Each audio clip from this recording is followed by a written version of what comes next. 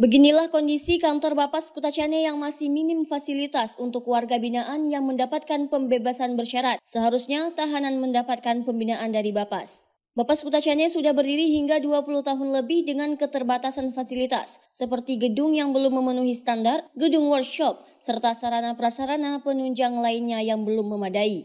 Kepala Bapas Kutacane Suparman berharap perhatian khusus dari pemerintah daerah untuk menyelesaikan permasalahan aset tanah ini agar dapat menjalankan program pembangunan selanjutnya. Bapas memiliki peran terhadap warga binaan agar bisa hidup mandiri setelah menjalani masa tahanan, sehingga sarana pendukung untuk warga binaan sangat dibutuhkan.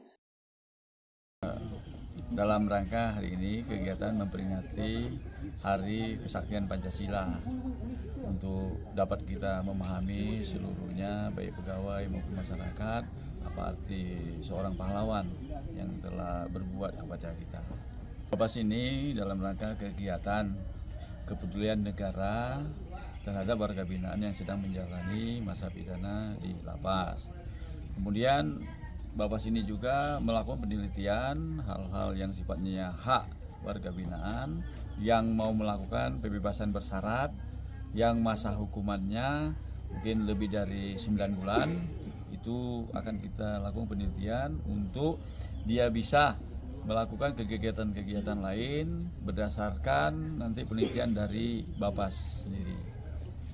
Kemudian saya juga prihatin ya, sudah beberapa tahun ini, mungkin masa 20 tahun lebih, untuk istilahnya tanah yang diletakkan tempat Bapas ini belum ada sebuah kepastian seperti sertifikat.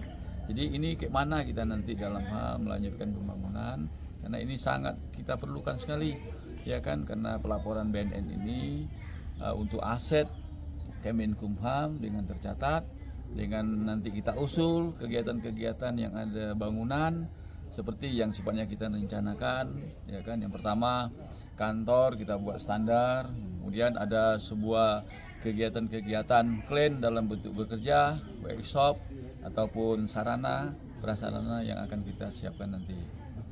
Saya sangat berharap sekali, yang pertama kita menyelesaikan masalah aset tanah ini, supaya program-program selanjutnya akan kita penuhi nanti berdasarkan nanti penyelesaian tanah ini.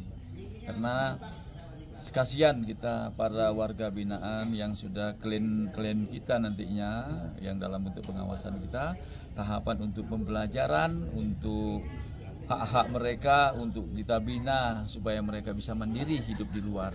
Itu aja harapan saya kepada pemerintah, kita bersama-sama dalam membangun daerah ini.